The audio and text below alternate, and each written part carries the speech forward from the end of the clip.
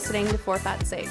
I'm Alexis Morales, and joining us today is a very special guest. It's Jim Howard. He is the president and CEO of Readout, the maker of Biosense. Is that appropriate to say? Maker? Yes. Developer? Manufacturer. And with us today is also Brandy Wiltermuth, nurse practitioner. Marlene could not make it today, but we shall go on. So, Jim, please tell us, what got you into Biosense? Because you invested in it initially, right? I did, yeah. So my firm incubated a project that existed. So it was a project basically in a collaboration between Verta Health and two guys, Tim and Matt Retto, that were working on a technology to fill a gap that existed, meaning some way to track fat oxidation as it goes up and down during the day, and doing that primarily for diabetes reversal, type 2 reversal. So we heard about it in St. Louis, and we decided to look at the technology in our firm, in Biogenerator in St. Louis. We invested in it, and then incubated it and did a lot of research with the company and the project, and built Readout Health around it. So I now run the company, and I have for 3 years, and yes, that was the start of it. Awesome. So for all of our listeners who haven't been following along with Brandy and I's journey of 90-day in ketosis, we've been using the Biosense, which is a ketone breath meter. So if you are just now listening, that's what it is. It is the only FDA-approved device, as I know, right? Yes, it's Still? FDA registered Class 1, and it is the only one that is clinical trial backed. So, and it's based on our patented lung sampling process. So we only measure the right part of your lung sample. So if you want to know the difference between a clinical grade breath ketone device, that is what it is. Okay. It measures the right part of your lung sample. Can you just review for our listeners the different ways to measure ketones and what the ketones are? Sure. Yeah, there's 3 ways to do it. There is probably the most popular way is through blood. That's beta-hydroxybutyrate. And venous is the gold standard, a venous draw, which most people don't have access to out of the hospital. So capillary is about 20% off that. So a capillary finger prick, That's what a lot of folks do. The problem with that is you need to do it multiple times per day because it changes. So a single finger prick per day, you're going to probably get a false negative or false positive. So that's one way to do it. And then you have, you can use urine strips, which are really good just to get a high level idea. If you're using ketosis as a therapy, for example, or fasting, your body will adapt to that. So there's some downsides to that. So after a couple weeks of being in ketosis, you probably won't pick it up on the urine. Maybe if you're going to the emergency department and you're not typically in that type of thing. And then you have breath. So breath is a different way. That's a different ketone. So there's acetoacetate, which you can test in your urine. There's BHB, which you can test in your blood. And that is a storage ketone. So that's store. So your storage will go down over time too if you get more efficient. And then you have breath. Breath is a direct derivative of acetoacetate. I'm really geeking out here on this, but that's great. That's what is your mitochondria uses it metabolizes acetoacetate, and then that turns into acetone and is expelled through your breath. So breath is the non-invasive way, and that allows you to check your level of fat oxidation or ketosis as it changes. So if you think about, I know what 3 Health, you want the video, you don't want the snapshot. You want to see, hey, this person is eating this or exercising, whatever the protocol is. You want to see what the impact is and create the relationship of biofeedback as it happens. So you're getting 4 or 5 data points a day as opposed to 1. Right. That's and the it's video. painless. Yeah. It's painless, Yes. yeah. So I have a random question for you, and you may not know anything about it, but I heard from a little birdie that there is a CGM device for ketones now. Yeah. So Lingo, my friend Jim McCarter is working on that, actually. Jim used to be at Verta. So Lingo is Abbott's version of CKM. CKM, and CKM will be very much like CGM. It'll be available. I think they announced it probably in Europe by the end of the year. And then, okay. In the United States, it'll be a couple years after that or something like that. have to check with them. We'd like to be first on the list. We use CGMs in clinic. We give them to all of our patients. It's the coolest thing ever. Yeah, it's great. So CKM will be an option. The key thing though, unlike glucose, which goes up, you could take 100 data points of glucose a day. Mm-hmm. Ketones don't move as much. So it's generally about anywhere from 3 to 5 measurements a day gives you that area under the curve, or hey, this is my story, my video of what happens. Anything more than that is you're going to see that same level, that same curve. So so it's going to be really appropriate for like type 1 diabetes, or maybe for athletes. So I know that Abbott is initially focused on the elite athlete. So those would be the options. So that would be the other way to check ketones too. Okay. Interstitial fluid. If I know Brandy and I will probably wear both of them at the same time. Try it all. Yeah. Yeah. I think the CGM with the BioSense is pretty great too. Yeah. You can, you can get a lot of information from that and correlate what you ate and how much you slept and all that stuff. Yeah. So it's good data. Yeah. So. Yeah, it's just you want to have options of invasive versus non-invasive. Right. I wouldn't consider the CGM very invasive. I mean, pricking your finger 4 times a day is pretty invasive. That's invasive, yes. Yeah. But doing it once every 2 weeks. Have you ever worn a CGM? Yeah. Yeah.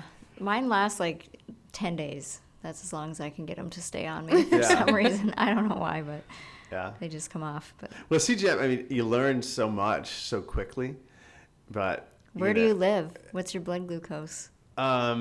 No, it's good. It's 80, 90. It's it is because I'm like in the 60s. That's where I exist. Yeah. Mm-hmm. Yeah. And it's always yelling at me, "Hey, you're gonna die." Yeah. But it's so educational, and then you. For me, at least, I learned so much in a couple of weeks, and then I knew everything that I needed to, and so then the other side of the metabolic switch. That's where the damage is undone. That's where the focus on health span is. That's why I do my fasting is, I don't just do the ketogenic diet. I do fasting and try to reach high ACE levels in BioSense. And that's where I get my damage undone. Autophagy. Nice. You should talk about that a little bit. What are the levels? For weight loss, for autophagy, for cognitive effect, what are the ranges that you're looking to be in or stay in to get the benefit? Yeah, so BioSense is the device that you blow into, use a few times a day, depending on the protocol of the clinic, which 3Health was our first ever clinic that tracked us down and said, hey, we want to work with you guys because you guys are so cutting edge. Thank you for that. Yeah. 3Health in Seattle. So but the apps are what really drive behavior modification, and we have just launched that. We announced that earlier this week, the launch of, I think, 4 or 5 different programs. For you guys, it would be like the lowest level would be kind of a metabolic boost 5-day, where you're trying to just produce ketones, because even the production of ketones has significant health benefits. You don't have to be in ketosis. It's, right. I want to start having ketone bodies. Mm-hmm. So by doing that, that's your first thing. And for obese patients, for example, one of the things we learned, with our clinical partners is folks just aren't used to getting a number where the higher is better. So there's this motivational component because they're used to glucose or they're used to the scale. And you get somebody that has really struggled with their weight for life. It's like, just get to 1 on the BioSense device. Get to 2. The next day, get to 2. You're not in a fat oxidative state, but you are producing ketone bodies. And if you can do that, you can get to 3. And after a week, maybe, and I know you guys really focus on sleep because you're so smart about that. Like, get sleep first, with your Oura Ring. It's only 1/3 of your life. Yeah. And you do that, but just get to 1, 2, 3, and then if you can do that, you can get to 5, and 5 is entering. So we have a 0 to 40. It's roughly 10x of what BHB would be in millimolar, roughly, but everyone's different, But if you get to 5, that's entering ketosis. Mm-hmm. So, some protocols are not putting folks into ketosis. They're just produce ketone bodies. When you get to 10 and above, you've got some stronger anti-inflammatory impact. For me, it was like 3 days and my knees swelling was all gone. Others, we were talking about that earlier. Yeah. Took a couple weeks for me. Yeah, and some protocols, Steve Finney was like recommending 3 months, and 90 so maybe days. That's appropriate. So for maybe cognitive, so you have anti-inflammatory, and then you've and some cognitive benefits, and then really autophagy. You start to see that at 15, 17, based on published studies. So that's an inference, but that's so 1 out of 2 people entering a dietary protocol right now, they're not doing it for weight. That number is so different than what it was 3 or 4 years ago. So if we can focus on having measurements that support users like me, where 54, I have young kids, I want to live forever, so I can have grandkids and not be in pain, which I was before, and I couldn't even carry my kids up the stairs. So after and be 6 with knee it. Surgeries, what? Not just be there, but also be I with want it to be cognitively to participate. there. Yes. So those are your higher levels of ketones, and then you have your epileptics, adult epileptics, for example. They're pretty much above a 30 all the time. Okay. So it depends on the disease state. Right. So that's great. That's good to know. I'm glad that you explained that, because it's hard for us to explain it. When it comes from you, it means much more. When we say your low number is great, that's great, and they're actively trying for the highest number that they can when they're actually doing really well already. Yeah. And we're kind of an engineer and science focused group. It took a lot of feedback from groups like yours to recognize that these people are doing this on their own. They need the direction of the clinic, but what do you want? You want this extension of what you tell them to follow them when they walk out that door. And if we can provide that feedback 3 times per day and a reminder, and there's a little bit of Big Brother. The device is sitting on your kitchen next to your bonbons. You're probably not going to have the bonbons, or at least not as many. Right. But if you can get to a 1 and it's a positive experience, and it's not too hard to do that, and we have a clinic in Hartford. They're like, we've got people losing 50 pounds in 3 months. And we haven't seen them in a month, but they come in and they're like, whoa, what happened? It's just because the number, they want to get 25 instead of 24 and 26 and 20. So there's this natural gamification, I think, that we underestimated. Yeah. I think it's also really interesting. I've had a lot of patients tell me, I lose, I can't explain it. I lose the most weight if I'm around a 6 or an 8. Yeah. The rate of weight loss is better than if I'm at a 15. Yeah. And I can't explain that, but I think it's not an exact correlation. You're right. Well, I think it's also more fat loss. Like I was saying, we did body comps on each other the other day, and I have not lifted more than my own body weight, right, for months. And my goal is to be able to exercise more, but I had a significant change in my body fat and actually even some muscle gain from the last time I did the test, and all I've done is stay in ketosis. So I'm taking that as a win. And I think you can say that, yes, if your body is burning fat and you're throwing those ketones, it doesn't really have to be a 40, It doesn't have to be off the chart to be able to get like the benefit. Brandy. At one point it just said hi. That's all it said. Well, So that was when that's I was fasting. 40. Yeah, fasting did that for me. Yeah. Then I was like, I think I'll eat half a baked potato with my dinner, and it came down to 35. So Got it. Because how high were you? Yeah. Yeah. But there's other things in play too. I mean, think about like cortisol levels. Gosh, I mean, I really struggle with cortisol levels, and that can prevent me from, which is why I have to fast, because if I do just a standard carb restrictive dietary protocol, it's still hard for me. Yeah. As metabolically flexible as I am, to elevate ketones above 5 or 6 or 7 ACEs. So I'm real levels of ketosis, low levels. How are you measuring your cortisol, and how often? I've only done it once, and I was surprised that it was not as out of whack as I thought it was. So I did one of those Everywell tests. Okay. Free plug for Everywell testing at home. Well, yeah, they're at pharmacies. I've seen them. Yeah. Remember when I sent you that case study, right? And that was actually me, and I was getting super high ketones, and then I went into a super stressful situation for 3 or 4 days. Right. I had no food. Yeah. It was not even an option to eat anything that wasn't, on plan or low carb. I remember that. And my ACEs plummeted for 3 days without any input that wasn't there before. So think about weight loss. You're trying something new. Everything else isn't working. That's stressful in itself. Right. You have behavior modification. So how do you? I don't have the answer to the question, but how do you put this all together where it's somewhat fun, somewhat, the food situation is not as restrictive. No one wants to do a meal replacement plan or these 800 calorie things. It's horrible.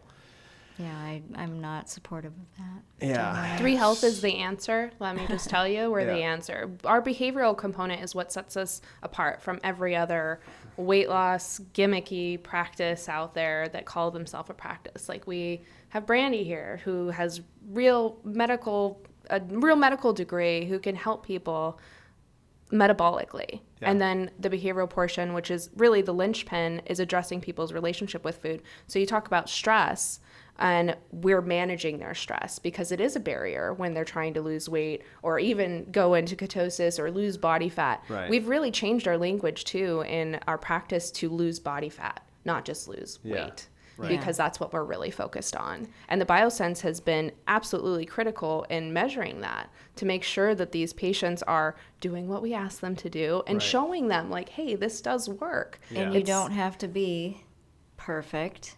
Yes. Right? You can incorporate some of those foods that you like and still stay in ketosis and still get the results that you want because perfection is impossible.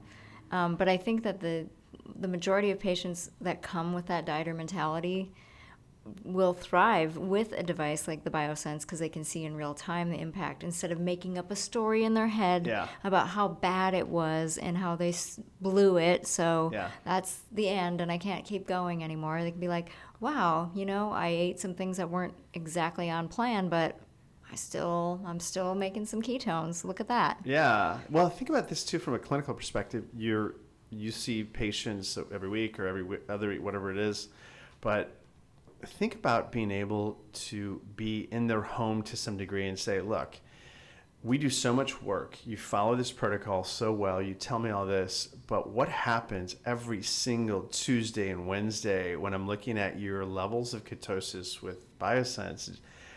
There's a pattern here.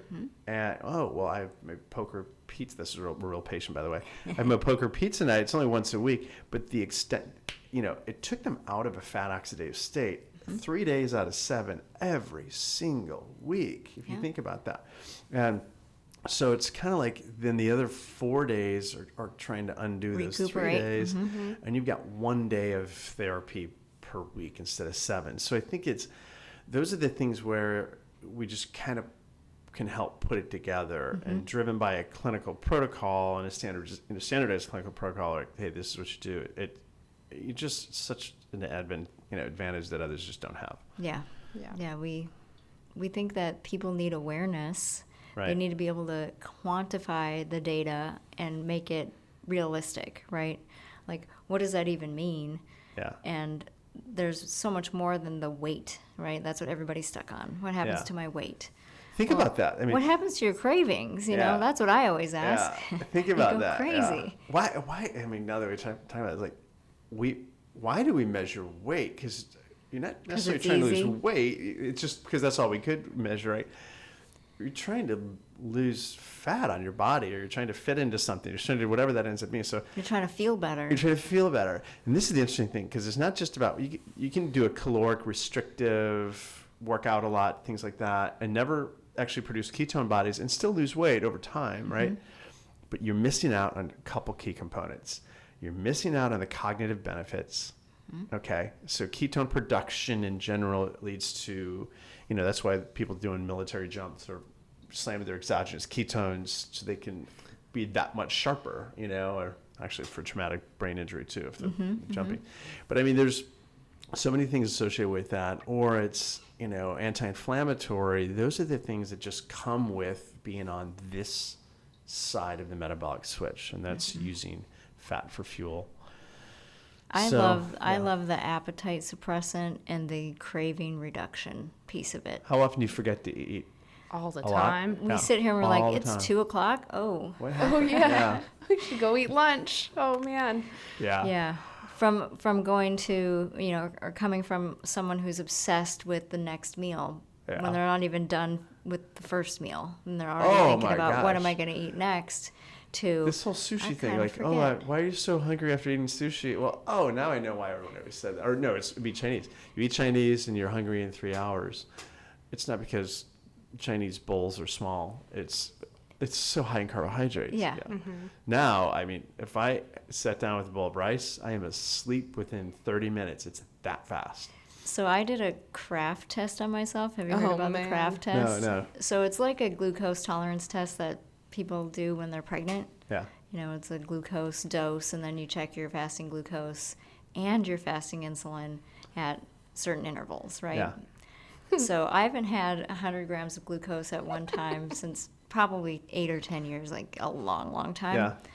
And I did it here, and I had Alexis make sure, we were verifying this take-home test for the Kraft assay to make sure it was legit and a good test and everything. So I did it here, and it was the most horrible thing that I have lived through in a long time. Within 4 hours, I was sweating, shaking.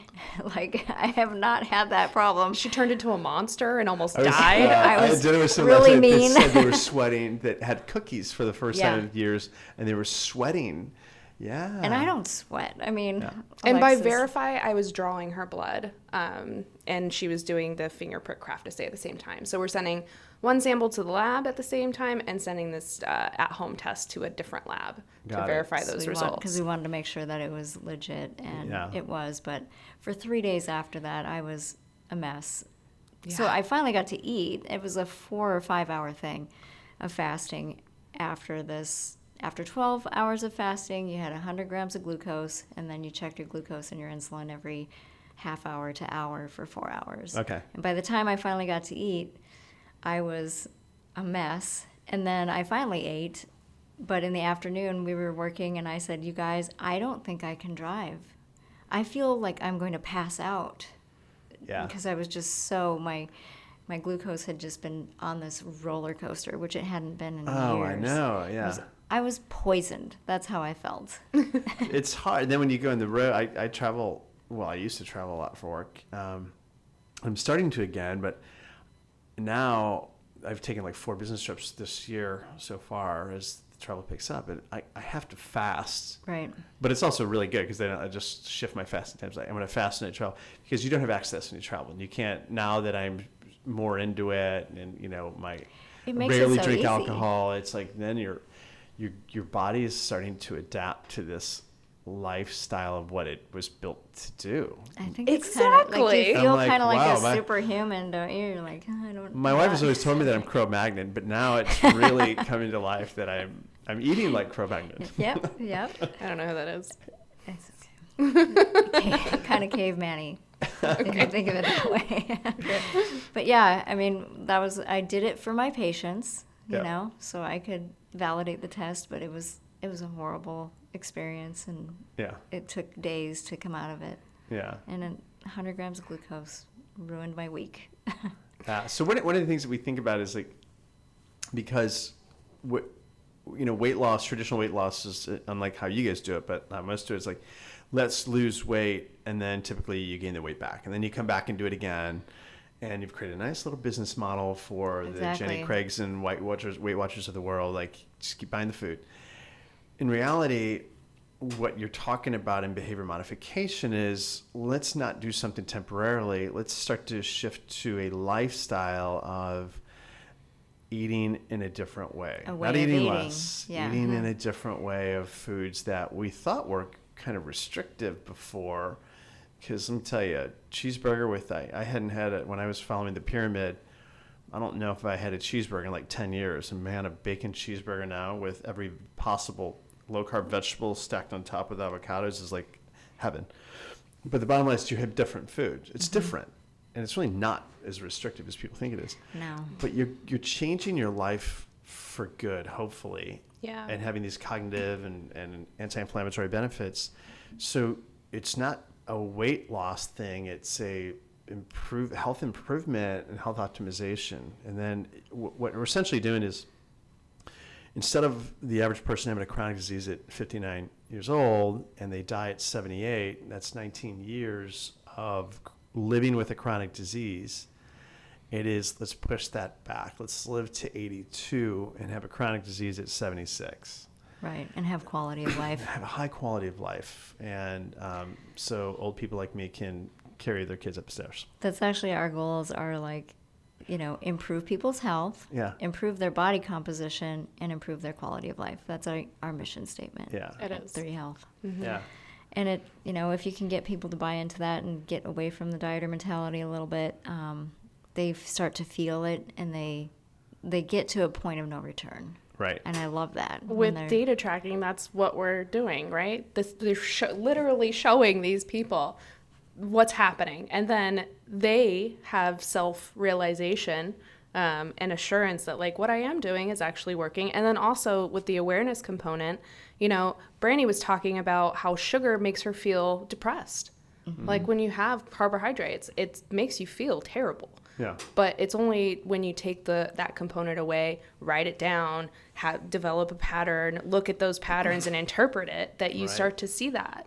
But we have to get patients to do that first. I mean, Verta just published some really interesting information on depression, and is observational, but it was looking at levels of depression after 1 year and 2 years. So I saw that, and it was very timely because I had that kind of like I went on vacation to Hawaii. Yeah.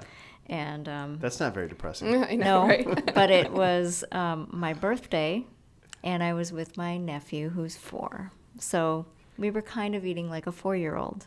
Yeah. And it was also flooding and raining, so we drank a lot. Yeah. So on the way home, I'm thinking, I felt terrible, mood-wise, you know, and how can you when you've just left such a beautiful place? But I was like, okay, kind of going through it logically. I'm like, okay, sugar, yes, sugar causes, all this blood sugar fluctuation and all that. Alcohol is a depressant. Oh, alcohol turns into sugar. Okay, sugar is a depressant. Yeah. That was my train of thought. And it was like, And that's why I feel so bad. Because of, Yeah, and that's why I felt so bad. And I told my husband on the plane, I'm like, I'm going keto right now. And in 3 days, I was much better. I wasn't cured, but, I could just feel like this fog lifted, and I was back to my normal crappy mood. No. It is. Well, I mean, I got to tell you, my wife, think about this, like my wife and I, when we would have an argument, here, we're getting all personal lives, right? So if we had any type of argument, a disagreement, she would say, you need to go for a run. Mm. Think about that. You need to go for a run. She's really saying you need to go clear out your glycogen stores. Yeah. All right. Burn some energy. And so I know that's the runner's high, that you hear about is like you're getting rid of all of this. And if you think about being in this elevated state of ketone production, it's the same thing. Mm-hmm. It's just that you don't have to go run 8 miles 20 like miles used to to do. get Like it, it was my punishment. It was great. It was very therapeutic. So now what does she say? You need she to just fast says, for 3 you're days? absolutely lovely, Jim. And keep being in ketosis and doing fasting. You're awesome. And your knees are much better, so you can get up the stairs and carry the kids. So I can do whatever I want. I love it. I love it. So I guess we should probably look at some of these questions that we were wanting to ask you. Do you use the BioSense daily in your life? No, I do not. I use it daily. I use it hourly almost. Okay. When I fast once a month. Mm. Okay. Okay. So I use it for those 3 days. So my wife uses it like every day though because she's for different reasons. But I don't need to. I don't need to. So I'm not in a learning state. I'm not trying to lose weight. I just need to make sure that I am really following my personal protocol for fasting and knowing I can get out of it, because that's a dynamic state. Like it's one-way street. Your ketones going up, up, up, up, up, up, up. Do I need to do this longer? And now I'm in my 3rd day of fasting. I'd like to get out of that, by the way. So I just want to make sure that I'm in 24 hours of above like 15 ACEs. Okay. Yeah, so you don't have long answer to your short question. No, it's good. It's good. And obviously, you have felt some benefits from trying to achieve ketosis and staying in ketosis, like you mentioned, your knee. And anti-inflammatory, cognitive, just tons of energy. Not being a slave to food, having to eat. Yeah. All that. Yeah. You can travel and be like, I don't need to worry about it. And, you think about this as like the food urges that you would have and how that gets in your life. Like, it gets in the way of stuff. Mm-hmm. What does Marlene say? We have 250 food decisions to make a day. We're bombarded with messaging all over the place. Billboards, social media, on our computers, on our phones, constantly telling us what to eat and what we say. Yeah. It's always there. Like, oh, you're so sweet. Yeah. Piece of cake. Oh my gosh. Cake sauce. That's my favorite. Yeah. Wow. And then it starts at an early age. We've talked about this multiple times on the podcast, rewarding children with candy or trying to influence their emotional state with food. Oh, it's so bad. It is so bad. So it's scary, kind of. But yeah, I mean that's a whole different story about leptin and the addiction of children to sugar and what schools are doing, and giving the kids so much candy. It's crazy. Yeah, I can't even. It's scary. We don't do candy here. I don't do peds, but I really, the difference that has happened in kids' health in the last 15, 20 years is just insane. I mean, type 2 diabetes in children wasn't a thing 30 years ago. Yeah, 10-year-olds having MIs. Yeah, no. Yeah, ridiculous. My son plays soccer. He's 6 years old. And after every single game, they give each one of these kids that's 45 pounds, they give them an adult-sized Gatorade. They give them a bag of goldfish, and they give them a bar, one of those little nut bar things that is like all corn syrup. Mm-hmm. I'm guessing between the three of those, that's maybe 110 grams of carbs and probably 40 to 50 grams of sugar. I think the Gatorade alone has around 26 to 27 grams of sugar. So I think about that, and everybody thinks that's okay, and I'm like, I have to rush my kid off They think it's the field. Healthy. Yeah, they think it's healthy. So I'm like blinding him, and no, don't look at that, and he throws a fit. Good times. Good times in the Howard Real house. Real food. That's not real food. If it can have a shelf life of several years, it's not real food. It's not real food. Yeah. Exactly. So what is on the horizon for Biosense? Yeah, I think we're really focused on our clinical, supporting clinics and consumers, that do this on their own, but we're really building so much of what we are in our applications. We are dropping in some medical curriculum so that when they leave here, you can, for example, is the focus anti-inflammatory, is the focus weight loss, is the focus on metabolic flexibility. So it gives them some guidance, whereas before we just showed your area under the curve. We said, hey, here's your trend, you get the biofeedback, but the insight wasn't there. So we're trying to align what clinics really want between the visits. It's just, it's providing some accountability to the patient. So that's what we're really focused on right now. That's what we need. Yeah. We have an interesting question. We usually ask a lot of our guests this, but who inspires you, and tell us why? Oh, wow. So many people inspire me. Professionally, there's, anybody that's trying to swim upstream with new technology or new therapies. I think anybody, we talked about Steve Finney before. I mean, think about that. Think about Tim Noakes. These guys knew this just looking at data, and a lot of it's logic too. It was like, we know that our bodies weren't built to have so much wheat. But they just kept fighting and fighting and fighting and fighting. And, I just remember, this was 2.5 years ago, we didn't even have a product out, and we were contacted by a clinic. We're like, clinics? Are we going to be supporting clinics? And it was Brandy like, hey, we know breath acetone. We've tried all these things that are out there and they don't work. Are you guys the real deal? I'm like, well, our studies are the real deal. Yeah, we are. We have a product. Yeah, give us some time here. So it's people that are research focused, and you guys are smart. You want to differentiate what you're doing from non-medical obesity, treatment. So I just have an appreciation of that. So I'm going to give a general answer, like anybody that's kind of doing it differently, and ketosis was like, oh my gosh, is that a taboo? Just 2 years ago, 3 years ago. Now we recognize like it's not even about ketogenic or whatever you want to do to get into fat oxidation and that state. That's scientifically backed and expanding very quickly for so many therapeutic areas. You're just on the cutting edge here, though. Are you going to Metabolic Health Summit? Yes, we're the lead sponsor of the Metabolic Health Summit. Okay, so I am going to be attending virtually, unfortunately, but got it. Oh, I'll be there. Man, I tried to talk you into going last time. I know. So, and it's in Santa Barbara. I know. Oh, really? I know. Who doesn't want to go to Santa Barbara? No, it sounds like fun. Yeah. I would agree. How about personally?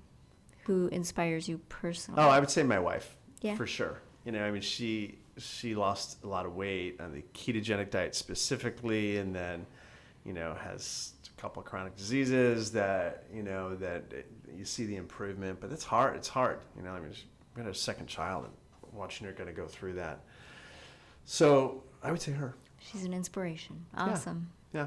It's a lot easier. It's easier for me. For her, like it's more difficult. So the responsibility is higher. Yeah. Got it. Well, thank you so much. This was very impromptu. You just happened to be in Seattle, and we just happened to say, hey, you want to do a podcast? So I'm really glad that we can make it work out. Yeah. It's been fun. This has been fun. Thank you so much for joining us. We appreciate you. You bet. And remember, fat doesn't make you fat. Sugar makes you fat. Like it. Bye. Bye.